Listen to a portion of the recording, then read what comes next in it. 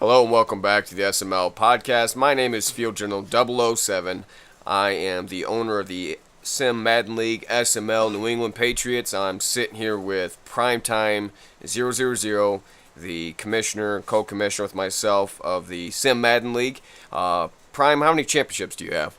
I think we're working towards our sixth championship here. Third season going in. This is our third season being third Madden. I think we're working on this year, right? Yeah, I believe this is our third Madden cycle as a league. And so the point of me asking him that is to tell you that is the man of the Madden League. And last night we finally completed something I've been trying to orchestrate for the last several weeks, which was sit down with the man of, in my opinion, was the epitome or the hierarchy of all connected franchises, Madden Bomber League. We were trying to get an interview set up with the commish of the Madden Bomber League, who the man likes to be called Bomber. So last night we were able to get that done. We sat down with Bomber of the Madden Bomber League, and so without further ado, here's the interview with the Madden Bomber League commissioner.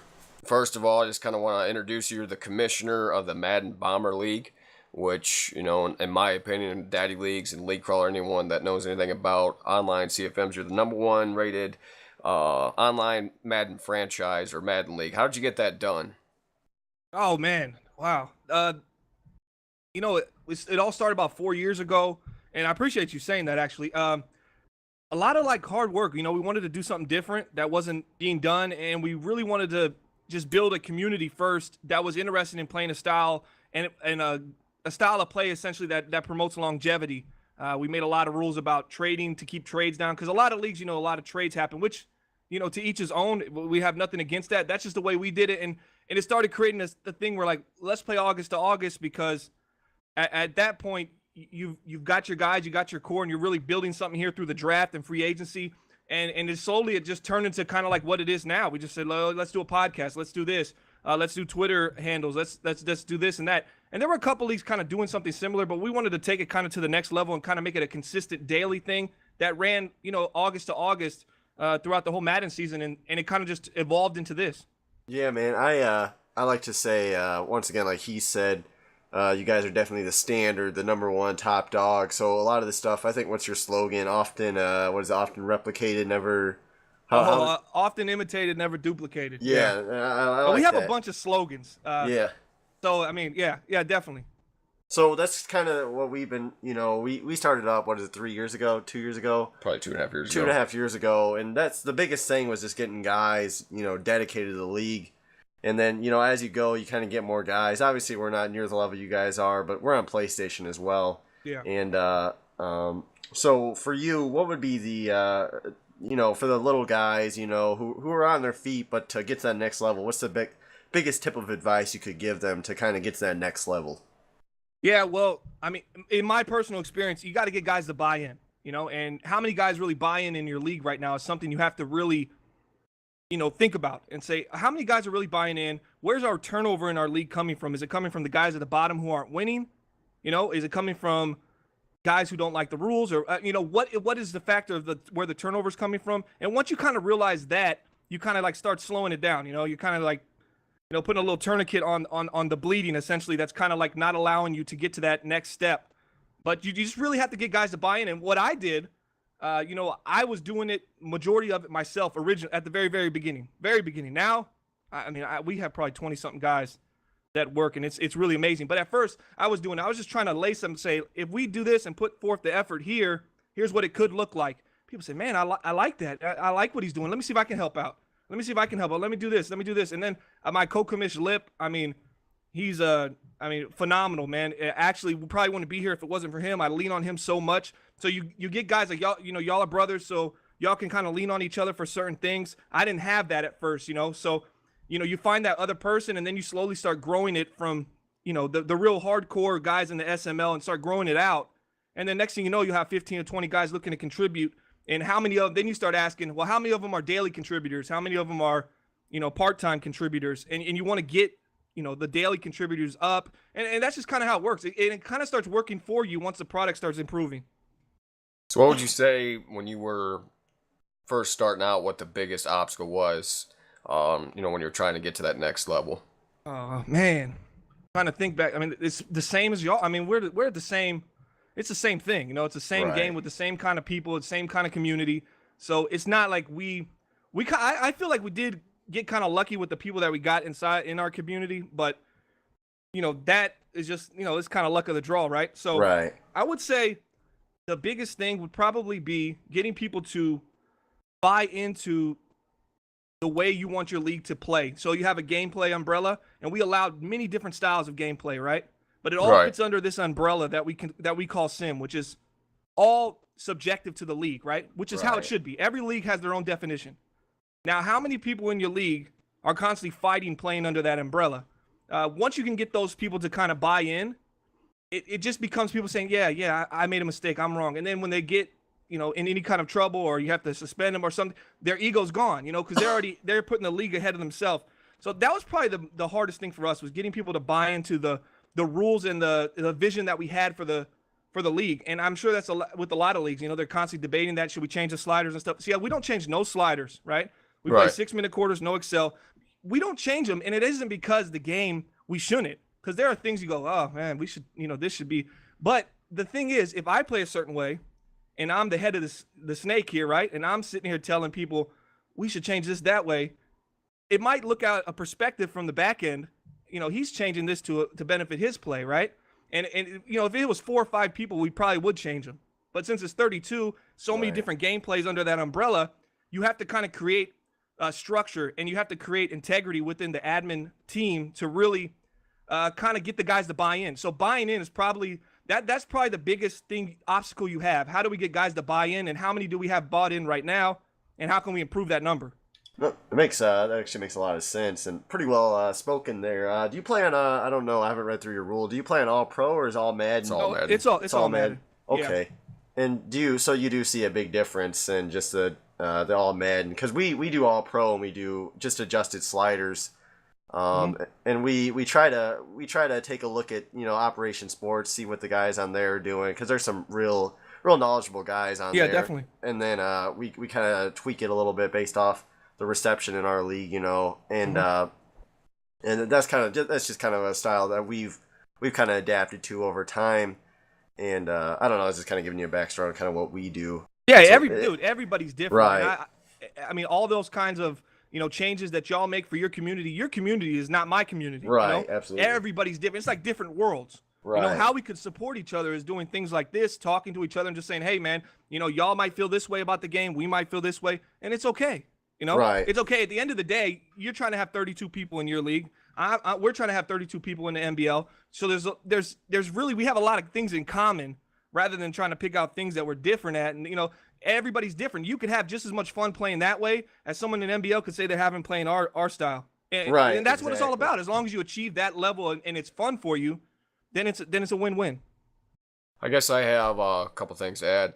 One, I'm pretty sure you're one of the only leagues I know of that has a D league or a sister league where you got MBL the grid. So I mean, Yeah. not only do you got one 32-man league, you've got a second 32-man league. So you got 64 guys. And then I saw something about your waiting list was something just crazy. I think it was like 25 guys or 30 guys on a waiting list. So you could essentially have the sister league. You could have someone playing pee-wee football for the Madden Bomber leagues because the mass numbers. When did you really start seeing all those applicants? Was it over the last year and a half or so when Daddy Leagues and League Crawler, and it just really seemed that you blew Social up, media, or probably. has it always been like that?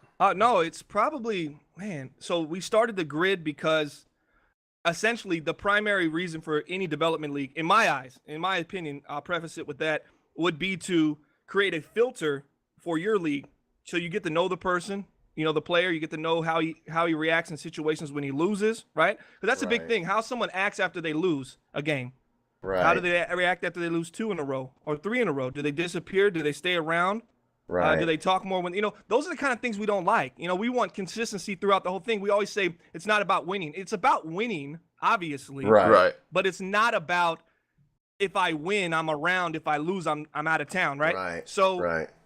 that's one of those things that we look for in the grid. And honestly, we never do 3 leagues. I've already it's too Too much. yeah, it's too deep into the thing where I'd be relying on people that are at the bottom of, not at the bottom of MBL, I don't want to say that, but not daily contributors to kind of run it, because the guys running grid right now That's what I was going to ask you. are Who runs actually, the grid? yeah, they're guys probably that draft somewhere in between like 15 to 20 on our team selection, which ranks the order of contributions and activity. So those are the kind of guys running our development league. So it's not taking any stress off of us. We had to bring an admin in there for like 6 months to kind of clean it up recently, but he's back off of it. So it runs really smooth. Like guys who go through grid that really understand they don't have really much of a chance to make it an MBL for one reason or another. They like it and they get enjoyment out of it. And, it's kind of taken on a little bit of a life of its own. It doesn't have any of the, the features is that its main feature is the opportunity, to get in the MBL. Right. But guys seem to enjoy it, man. And I'm involved in that league as well. Not as hands-on, but I'm looking from a distance, and it runs pretty smoothly. So no, that's real neat. It's definitely unique, and it's crazy and good for you guys. And I got one shifting gears a little bit. What do you feel about? I think I listened to an interview of you and Clint. The Oldenburg from. Oh, that was Madden, probably Sonny. That's Sonny. Okay, yeah. okay. So one of your guys, and what do you feel about the direction of Madden itself? How do you feel where from Madden 18, Madden 19 going forward? Where do you think it's going to go in the next few years? I hope it continues to get better. With this game, I noticed it changed a lot. The game really changed, at least the way, and I have to say, the way that we play the game. So we play different than other people due to the rules, the simulation experience that we provide, and we have as far as gameplay. So to me, the game, it changed. It made it a lot more realistic for me in situations, but it kind of looked like it changed a lot of the foundation of Madden, which I like, because there was a lot of legacy problems, in previous Maddens. And I think they're trying to, dig up some of that foundation and change it. And when you do that, you start pulling up, other things start breaking along the way. And there's some obvious problems with this game. But so far, my guys have enjoyed it. You look at the positives and some of the great things you've seen in the game, and you go, yeah, that's cool, man. I really enjoy that. Especially like for example, quick example, the previous 3 Maddens. If I got into a 3rd and 18, 3rd and 20, what's the chances that I'm gonna throw that ball on that down and distance, no matter the situation I am, and try to pick up the first down? It was probably close to 100. Yeah, I consider myself a really good passer. This Madden, I'm going, nah, I'm gonna run a draw. I'm gonna run a screen. Especially if I'm backed up, I'm not gonna get sacked or something. Yeah. I'm not going to risk throwing it into pass coverage defense. That's essentially waiting on it, because in this Madden they're reacting better. They're making better plays down the field, and downfield throws have a lot more variables going in. And as a simulation, person, I like that. And the injuries, we love that kind of stuff, just because it adds depth to the game, and it really changes how you spend money in the offseason. It has really a domino effect. So there's a lot of positives and a lot of, I would say a step moving forward, rather than just trying to clean up, the edges. It looks like they actually try to do something from the roots, and that's where you're seeing a lot of, some crazy things sometimes, right? But I mean, all in all, man, if I didn't like the game, I wouldn't be playing it. Right. That's basically where I stand with that. But I mean, everybody's entitled to their opinion, and if people don't, have an issue with it, they're here and there. I mean, I see the same problems as them. It's just, just how important is that to you having fun? And if it's overwhelming to that, then then there's a real problem. I agree. So speaking of the game, what's your favorite feature or part of the game, and what's your least favorite feature or part of Madden 18? Man, on the spot, huh? Yeah, gotta do that too, Neil. All right, so my favorite feature in franchise mode, right? I wouldn't even say the draft board. There wasn't much done. A lot of things in the franchise mode. Or even if you want to say gameplay or something like that. Like I just mentioned, I like the ability when I'm getting 3rd and long. I don't feel like I can't pass the ball all game. I have to stay with the run just to keep the defense honest. At least I feel that way when I play. I like the variables. I like the simulation mode. I like the overthrows. I think it adds a nice little like it adds a little ID to certain people. I have Matt Stafford. Sometimes he gets a little wild, and I'm not yelling at Madden. I'm yelling at Matt. I'm telling Matt, get it together. Come on, make the throw, set your feet. Right. But I like the injuries. I mean, they turned the injuries way up, man, and I think I think everybody's upset. So we've been counting them against where the NFL is, and we're under, right? Yeah. So it's still under where the NFL is by. I think we were at like 84 or 90 by week I don't know, 4 or 5. NFL was in week 2 at the time. They had about 130. Yeah. And that wasn't including guys on injured reserve, which would put them at like 200 total for the league. Oh, it's so crazy. It's still not even close, but people are comparing it against previous Madden. So well, like, people are crazy. used to having like 2 injuries a season, Exactly. you know, your middle linebacker. So now when you out. go into free agency, what is important, you know? Am I going to dump all my money into this defensive end that has a history of getting hurt, or this halfback? I'm probably not going to be able to go reach like that, or I'm not going to want to. And if I do, there's a risk involved, as opposed to previous Maddens. You know, you had that. So those kind of features, I like the coaching adjustments in the game. I like the cornerback thing. I mean, that thing that really changed a lot of things, especially when you have a guy like Slay. You know, I'm giving the only example from my squad. So, you know, it depends where I want to put him, you know, and that's a cool little feature. I think the coaching adjustments in the game, there's a lot of them, man. It was a little overwhelming at first because you want to test them all, and then you don't know if it's working or not. I think there's a lot of tweaking to be done there. If you set your pass, see that's probably one thing I hate. So we'll keep it on like strategic, you know, gameplay and stuff. If you put your pass rush on aggressive, all right. If you put your pass rush on aggressive, and you fake hike it, they're going to jump off sides, jump off sides. Just about every time. Just about every time, as opposed to being another type of penalty in which maybe your defensive lineman raises up a little bit, and then you hike it, right? And now he's dead to rights because he's out of his position. He's out of his technique, right? Yeah, so there are other options involved in that, which I've brought up to, you know, guys around the community, because just having one negative effect per every decision isn't really sports. Right. You know? There should be multiple things. You know, there should be a guy that, oh, he raises up. Oh, he stands all the way up, or he gets his weight leaning forward, and you can kind of see it, right? So there are those things that I think like maybe we shouldn't have put that in the game just yet until we kind of added some depth to it. I guess you got to have a starting point too, though. Right. Yeah, exactly. So. And what I like about you know, like you touch up on that point about the injuries, winding it back a little bit, is just you know, adding the depth to your team, making it feel like you're building a team, like you said, just opposed to just bringing in a star player. Now the ratings kind of matter more, so you can't bring in a 97 speed receiver and expect him to catch every pass anymore. You know, catch him like Julio Jones maybe. You know, odds are he's going to be dropping a lot of balls. So if you really want to get a guy like that, you're gonna have to deal with some drop passes on some third downs or what have you. Yeah, the days of the speedy wide receiver that's really small and he has a real small target. You know, he's going to drop balls. He's going to get hit. He's going to fumble. He's going to get hurt. Right. You know, so it's kind of, even with the halfback, so it's kind of like diluted that as well. And man coverage plays so much better. Right. I don't know about how it is on All Pro. I know the passing is different. That's one of the things that Sykes had came on and told us in one of the interviews. So I'm not 100% familiar on All Pro, but all Madden it plays, and to see the corner routes not be, you know, just where you're throwing them blind, where the guy's about to break and you're just trusting the receiver to get open, and it's working every time. Now there's a little bit more of a you wait and see kind of thing. So that's a huge, I mean, for us, I mean, to see man getting played, not because you have to, but because you are using it strategically and it's becoming something effective for the defense is a beautiful thing that we haven't had since Madden 25. Exactly. And something else that I would like to see with Madden, they're progressing slowly with the passing, like you said. They've done some stuff with the target passing, and just think if they expand upon just the quarterback's inaccuracies, like, you know, throwing a little behind or throwing a pass a little bit low. You kind of see that, you know, I would like to see that more often other than just when they miss a pass. It seems the animations are horrible. Right. It seems like when they miss a pass, it's almost always too far away. What if it was just, you know, a little off to where the receiver will still catch it, but, you know, odds are he's going to fall down and he's not going to be able to get up. You know, someone will touch him. Something like that I'd like to see moving forward. Yeah, I think the animations on that are horrible. And the only thing I think of is maybe if they're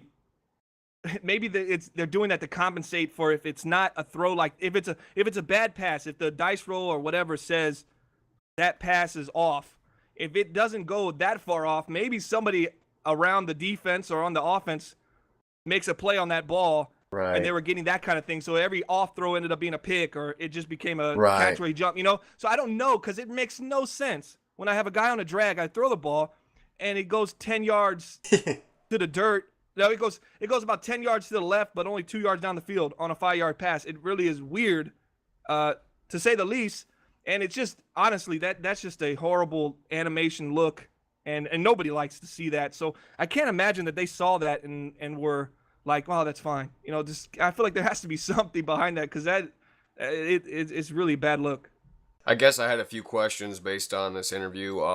So these last three questions I got are kind of going to jump around throughout the interview. But the first one, you were talking about the grid and you talked about guys helping out. Do guys play, like, and yourself included, do you play in the grid and in Bomber, or you're just involved in like an administrative capacity?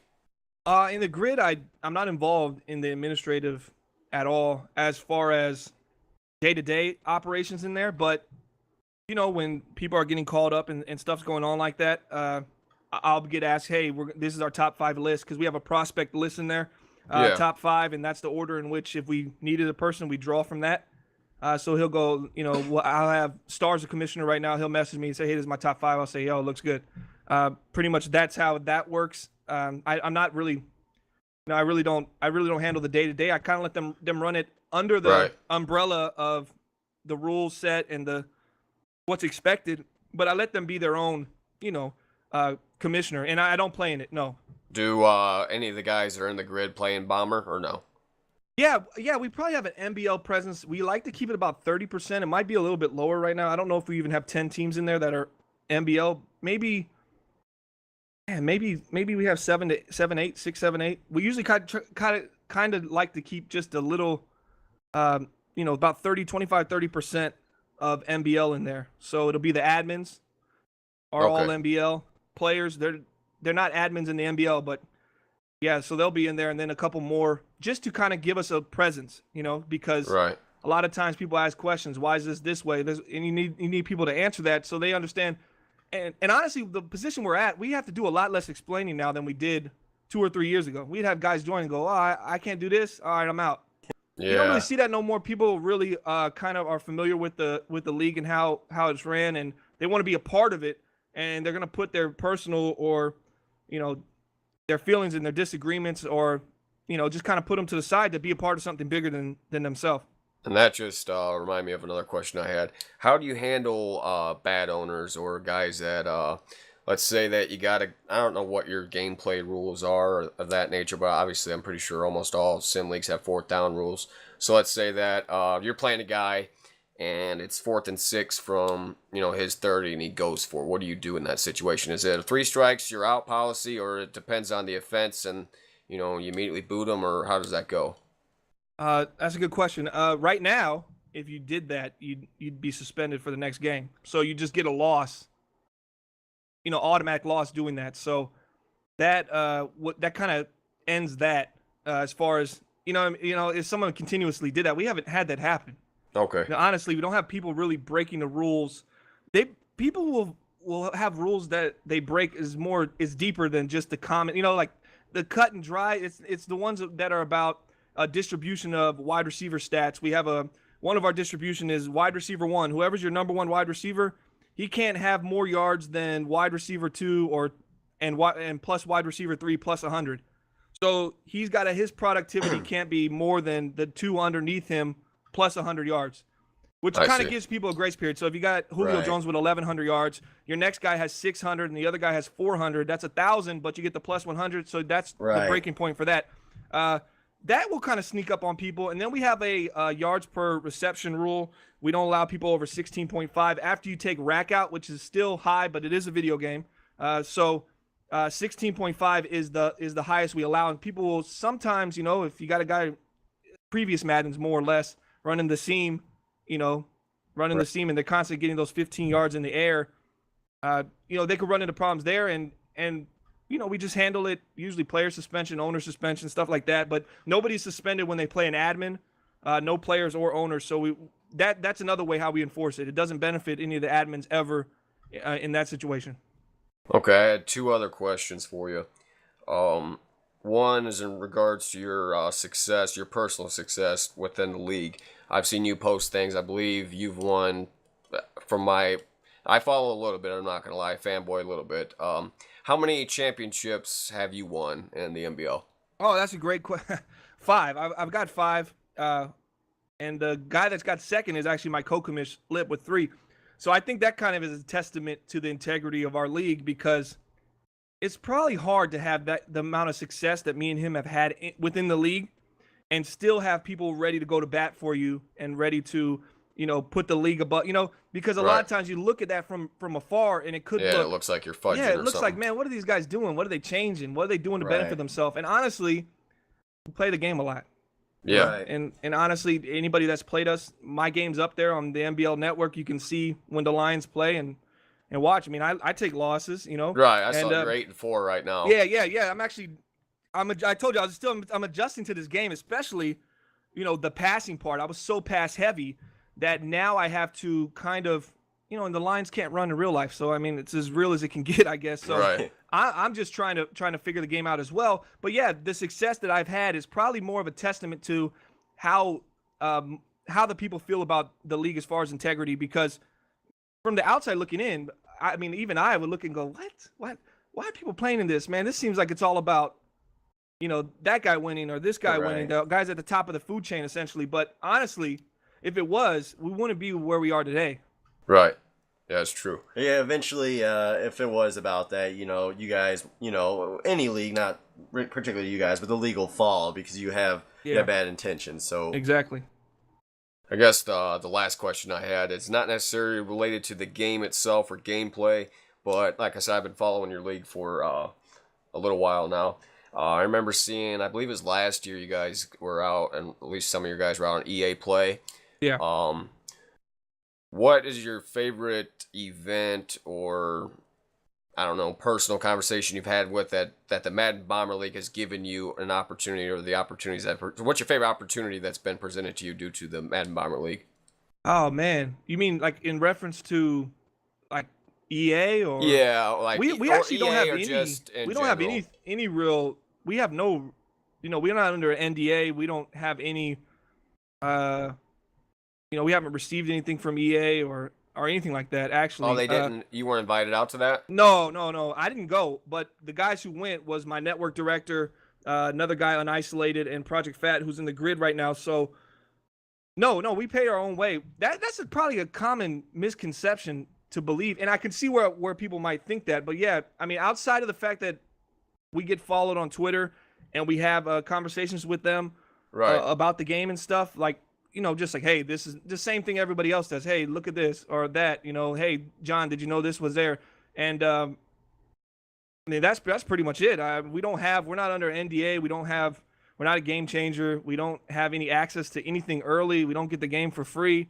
So, I mean, honestly, it doesn't really mean anything to me at this point. I mean, previously, those are things you're like, man, that'd be nice to get inside that inner circle. But at this point, and we just playing it because it's about our community, and we love, playing, this NFL game and trying to make it implement some kind of realism, at least what realism is to us.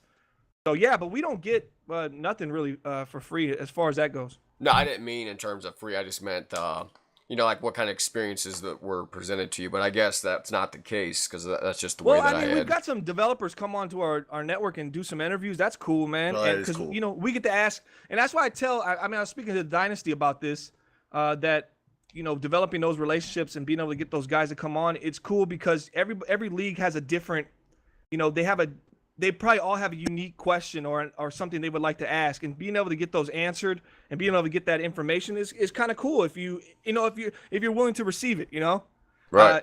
But yeah, man, I mean, that stuff is cool, man. The fact that we have a relationship with John, Rex, Clint, and they get back to us, but they get back to everybody pretty much on Twitter Yeah, for the they most do. part. I mean, they're actually, from what it was, the thing was when we got on Twitter was about the same time that all the EA staff started like pushing this Twitter to reach out to people and get a pulse on the community, and respond and get feedback. So it probably looks like we've been here around the time they got there. So that's probably why we kind of got a little step up in that situation. I see. Well, that's all the questions I've got for you. Got anything for him? No, I think he answered everything pretty well. So appreciate your time and just good luck moving forward. Obviously, you guys are the standard. I'm sure you hear it all this time. Standard, and for all the leagues out there, these guys are legit. To whoever who's listening, definitely the gold class of Madden leagues, and hopefully someday we mention the same breath as these guys. These guys are definitely the best league around. So thanks for your time, sir, and you take it easy. All right, man. Thanks. I appreciate it, man, and I appreciate those kind words, man. And we'll keep in touch on Twitter. All right, Prime. That was the interview. Just your quick thoughts on what you heard and what you think we can learn as a league from that interview. Obviously, Bomber, very well spoken guy. Like you said, definitely top of the line league, top hierarchy, whatever you want to say. And I think that he says you gotta build a good following, you gotta get people to buy in. So I think we're working on that process right now. Working on getting everybody to buy in, getting our Twitter set up, trying to get the podcast a more weekly thing. And as we do that, I think our league can blow up a little bit more. Obviously, maybe not to the extreme of Madden Bomber League, but all in all, it's somewhere we'd like to be someday. Absolutely. I'd just like to once again thank Bomber of the Madden Bomber League for sitting down with us last night for that interview. I'd like to thank each and every one of you that have sat through. If you have sat through this entire interview and watched this video to this point, we're over half an hour now, so I think it's time to bring this to a close. If you haven't yet, be sure to like, subscribe, take care, have a great day.